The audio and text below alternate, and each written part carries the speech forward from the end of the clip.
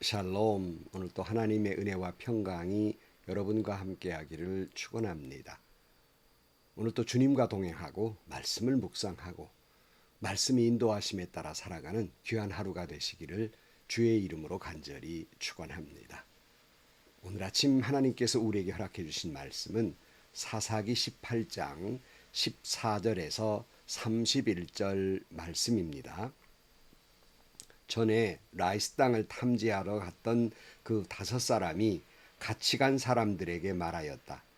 여기 여러 채의 집이 있는데 이 가운데 어느 한 집에 은을 입힌 목상이 보관되어 있다는 것을 당신들은 알고 있을 것이요.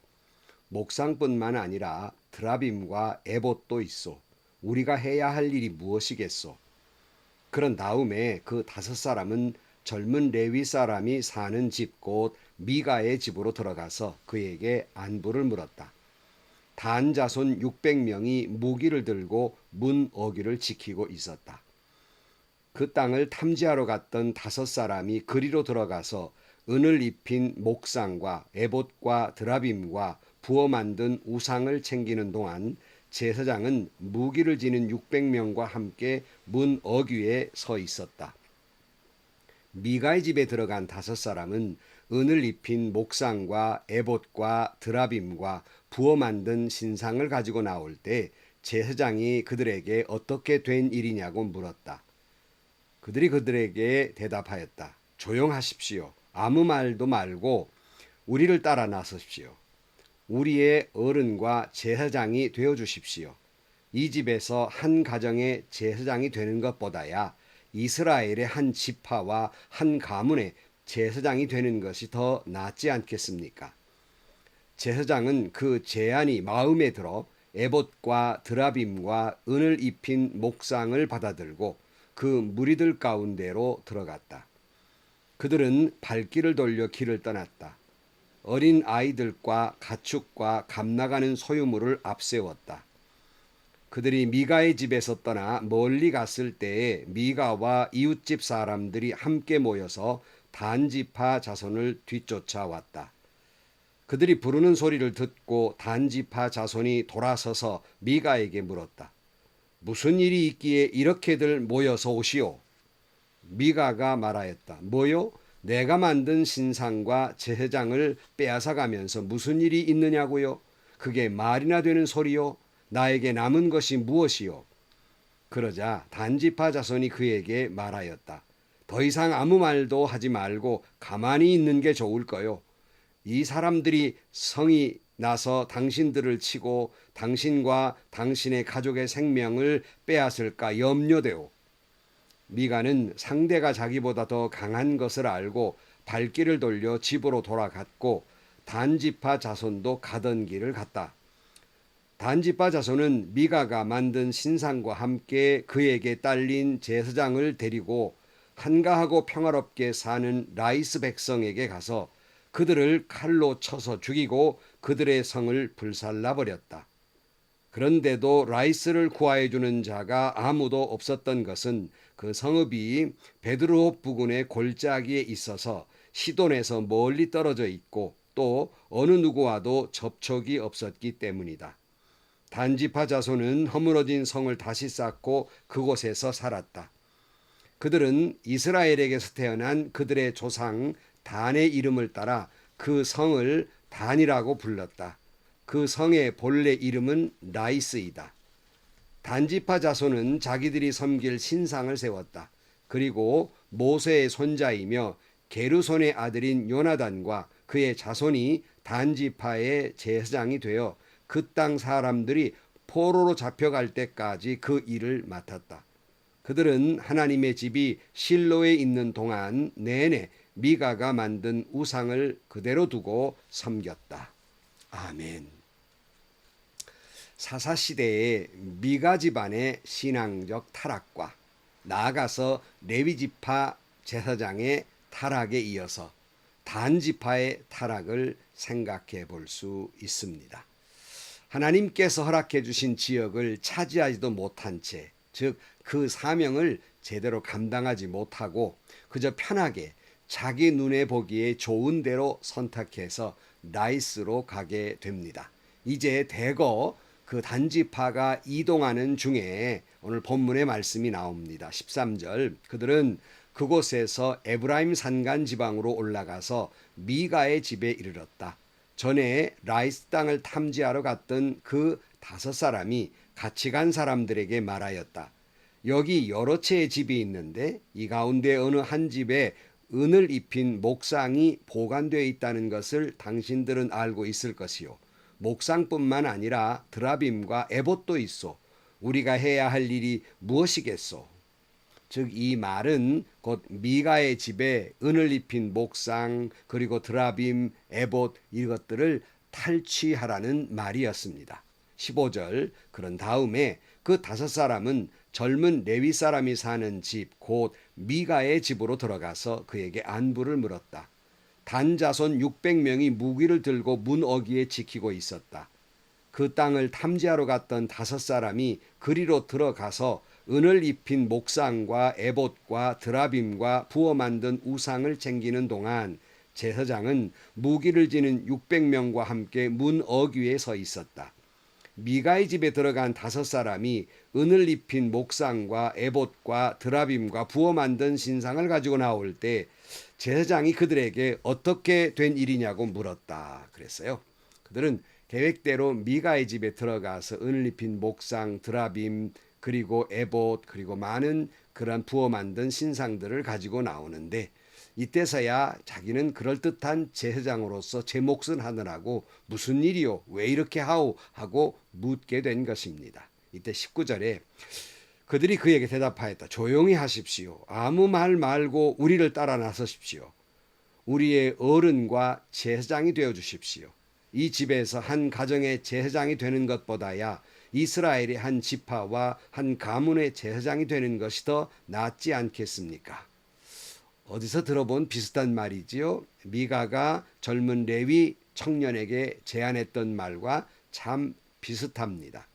단지파 사람들은 젊은 레위 사람에게 미가의 집 개인 집의 제사장보다는 한 지파 즉 단지파의 제사장이 되는 것이 경제적인 면도 그렇고 여러 가지로 더 좋지 않습니까? 이런 말이죠. 이런 제안을 했을 때 20절에 제사장은 그 제안이 마음에 들어 에봇과 드라빔과 은을 입힌 목상을 받아들고 그 무리들 가운데로 들어갔다. 여기에는 하나님의 뜻은 하나도 없습니다. 그저 단지 자기들이 좋은 대로 편리대로 돈의 논리에 의해서 결정돼 버리고 만 것입니다. 때로는 목회자들이 이동할 때에도 그렇습니다. 정말 중요한 것은 하나님이 가라 하시는지가 중요한데 그 목회지를 이동할 때 정말 어느 쪽이 더 명예롭고 어느 쪽이 물질 많이 주고 어느 쪽이 더 내게 이익인가를 먼저 판단하고 목회지를 옮기는 경우가 있습니다. 옳지 않습니다. 하나님이 나에게 가라 하셔야 되지요. 하지만 한 미가의 집안을 넘어서서 레위 지파 사람의 타락, 또 더 나아가서 단지파의 타락, 아니 더 나아가서 이스라엘 전체의 타락상을 보여주고 있는 장면입니다. 21절 그들은 발길을 돌려 길을 떠났다. 어린 아이들과 가축과 감나가는 소유물을 앞세웠다 그랬어요. 단지파 사람들이 나오면서 어린 아이들을 앞세웠습니다. 가축과 감나가는 소유물들을 앞장 세웠습니다. 왜 그렇게 했을까요? 짐작할 수 있지요. 아마 뒤쫓아오는 미가의 집안 사람들 때문이었으리라고 생각합니다. 아니나 다를까 22절 말씀 보면 그들이 미가의 집을 떠나 멀리 갔을 때 미가와 이웃집 사람들이 함께 모여서 단지파 자손을 뒤쫓아왔다 그랬어요. 막다뜨리게 된 거지요. 23절 그들이 부르는 소리를 듣고 단지파 자손이 돌아서서 미가에게 물었다. 무슨 일이 있기에 이렇게들 모여서 오시오? 참 어이없는 말이죠. 자기들이 미가의 물건을 다 빼앗아 가지고 아이들과 그 모든 물건을 빼앗아 가지고 왔으니 쫓아오는 것은 당연한데 왜 왔느냐고 따져 묻습니다.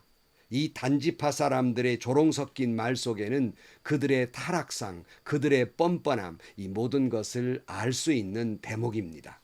24절 미가가 말하였다. 뭐요?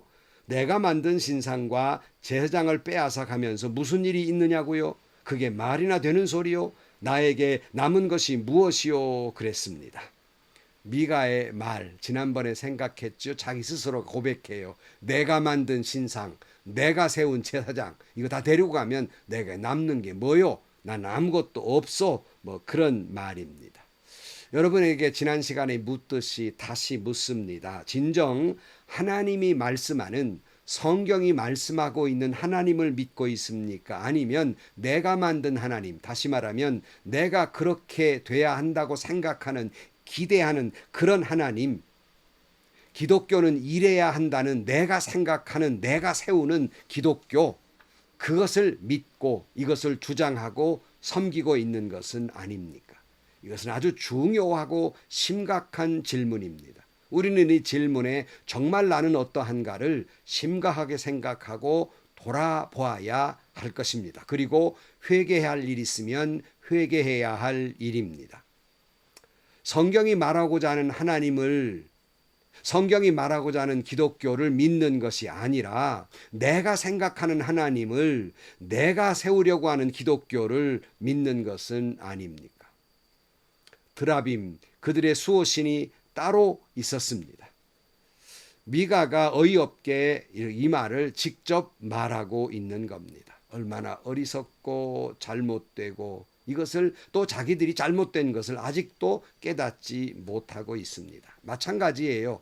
저의 이 질문을 받고도 여러분 어떻게 생각합니까? 나는 과연 진정 하나님을 믿는가? 내가 믿고 기대하고 있는 하나님을 믿는가? 진정 하나님이 말씀하시는 기독교를 믿는가? 아니면 내 가치관이나 내 성질이나 내 경험에 맞는 기독교를 믿고 있고 수호하려 드는가?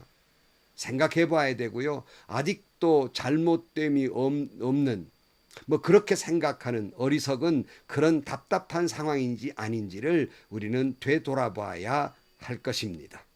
미가 이것까지 뺏기면 난 아무것도 없다. 그렇지요. 아무것도 없는 거지요. 이 말씀 속에서도 당시의 이스라엘 사람들의 신앙관, 가치관을 잘 말해주고 있습니다. 사실은 이와 같은 미가의 신앙과 영적 타락은 혼자 그렇게 된 것이 아니라 이스라엘 전체가 그 모양이 된 것입니다. 25절 그러자 단지파 자손이 그에게 말하였다. 더 이상 아무 말도 하지 말고 가만히 있는 게 좋을 거요. 이 사람들이 성이 나서 당신들을 치고 당신과 당신의 가족의 생명을 빼앗을까 염려되오 그랬어요. 미가의 이야기를 듣고 이건 협박이지요. 조용히 하라. 안 그러면 죽인다. 뭐 이런 말이겠습니다. 26절 미가는 상대가 자기보다 더 강한 것을 알고 발길을 돌려 집으로 돌아갔고 단지파 자손도 가던 길을 갔다. 미가가 자기 힘으로는 도저히 안 된다는 사실을 알고 발길을 돌립니다. 이것은 자기가 만든 신을 섬기고 자기가 만든 수호신 드라빔 에봇을 만든 결과입니다. 아무 힘도 없어요. 아니 이쯤 되면 자기가 생각했던 신에게라도 빌어야 되잖아요. 제 손으로 만든 신에게 뭘 빌어요?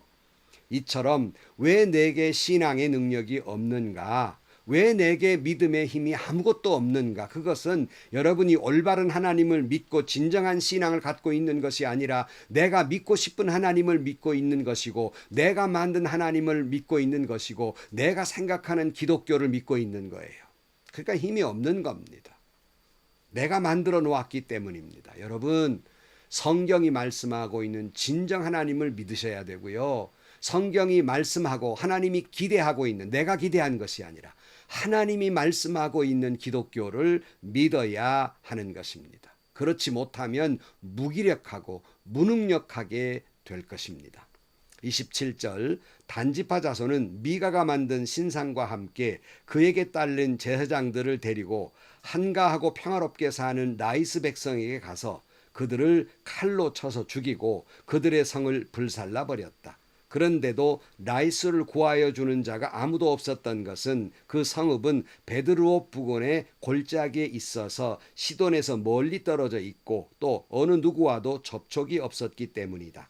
단지파 자손은 허물어진 성을 다시 쌓고 그곳에서 살았다. 그들은 이스라엘에서 태어난 그들의 조상 단의 이름을 따라 그 성을 단이라고 불렀다. 그 성의 본래 이름은 라이스다 그랬어요. 이 라이스 지역은 외진 지역이기 때문에 어떤 영향도 덜 받았고 또 이런 일을 만났을 때 도와주러 올 사람도 없었어요. 그냥 평화로운 지역이었습니다. 단지파 사람들, 하나님이 허락하신 곳은 힘드니까 도망가서 편안하게 평화롭게 살고 있는 사람들을 도륙하고 자기가 그들을 차지하게 됩니다. 사람 죽이고 불 지르고 그 지역을 차지하게 되고 그곳 이름을 단이라고 부릅니다. 이때부터 이스라엘의 지역의 최북단을 말할 때는 단을 표현하고 있습니다. 그러니까 이스라엘 전체를 말할 때 남쪽부터 북쪽까지, 우리는 할라에서 백두까지 그러잖아요. 남쪽부터 북쪽까지를 이야기할 때는 부엘세바에서 단까지라는 관용구가 생긴 거예요. 아주 밑에부터 윗까지 최북단이 바로 단이라는 지역입니다. 30절 단지파 자손은 자기들이 섬길 신상을 세웠다. 그리고 모세의 손자이며 게르손의 아들인 요나단과 그의 자손이 단지파의 제사장이 되어 그 땅 사람들이 포로로 잡혀갈 때까지 그 일을 맡았다. 그들은 하나님의 집이 실로에 있는 동안 내내 미가가 만든 우상을 그대로 두고 섬겼다 그랬어요. 단지파, 결국 자기들을 위한 신상을 세우게 됩니다. 그리고 그때 따라갔던 레위 청년, 그가 누구이냐면 모세의 손자이며 게르손의 아들인 요나단이었고 그의 자녀들마저도 이제 자손들이 단지파의 제사장이 되었습니다. 언제까지? 그들이 포로로 끌려갈 때까지 말입니다. 근데 마지막에 강조하는 말씀이 하나 있는데 그게 뭐냐면 하나님의 집은 어디에 있었다고 그랬어요? 실로에 여전히 있었는데 그들은 단지파 사람들은 미가가 만든 우상을 여전히 섬기고 있었다 그랬어요. 그들은 결국 하나님을 섬기지 아니했습니다. 결과가 뭔지 압니까? 단지파는 역사에서 사라지고 맙니다. 12지파를 말할 때 후에는 단지파가 등장하지 못하는 것입니다. 우리는 사사시대의 신앙의 타락상을 보고 있습니다. 오늘 또 우리는 이 말씀을 보면서 그 시절에 그랬대가 아니라 오늘 우리의 신앙의 민낯을 되돌아보는 거예요. 한국 기독교의 민낯, 한국 기독교의 성도들의 민낯, 한국 기독교의 지도자들의 민낯, 한국 기독교 목회자들의 민낯을 바라보아야 하고 우리는 한번 우리 자신을 살펴보아야 합니다. 진정 내가 만들어 놓고 내가 기대하는 하나님이 아니라 내가 생각하고 내가 세우려는 기독교가 아니라 오직 하나님이 말씀하신 바로 그 하나님을 우리는 믿으며 바로 하나님께서 세우고자 하시는 바로 그 기독교를 믿고 섬기며 추구하며 살아가는 그런 진정한 신앙인이 되는 저와 여러분들이 되시기를 주의 이름으로 간절히 축원합니다. 기도하시겠습니다. 하나님 아버지, 사사시대의 타락은 한 미가 가정의 타락으로 멈추지 아니하고 그것은 결국 종교 지도자, 제사장의 종교인의 타락으로 이어지고 종교인의 타락은 온 나라의 타락으로 이어지게 됩니다. 행여나 이 모습이 오늘 우리가 믿고 있는 신앙의 민낯은 아니며 황해 이것이 한국 기독교와 한국 기독교의 성도와 한국 기독교의 목회자들의 민낯이 아닌지 부끄러움을 금할 수 없습니다. 진정 하나님을 섬기고 진정한 성도들, 아니 그보다 먼저 진실된 목회자들 가득 찬 한국 교회들이 되게 하여 주옵소서. 예수님의 이름으로 기도하옵나이다. 아멘. 여러분, 한국 기독교 민낯을 이야기할 때 거기에는 저도 포함되어 있습니다. 저도 부끄러운 목회자 가운데 하나였습니다. 참 부족하지요. 우리는 그렇게 부족했다고 후회만 해서는 안 됩니다. 우리는 이 사사기를 보면서 오늘 우리의 민낯을 정말 얼굴 뜨겁게 보면서 우리 자신이 진정 회개하고 하나님이 원하시는 바른 신앙인으로 살아가는 저와 여러분들이 되시기를 주의 이름으로 축원합니다. 여러분도 행복하시고요. 좋은 일이 가득한 하루가 되시기를 주의 이름으로 간절히 축원합니다.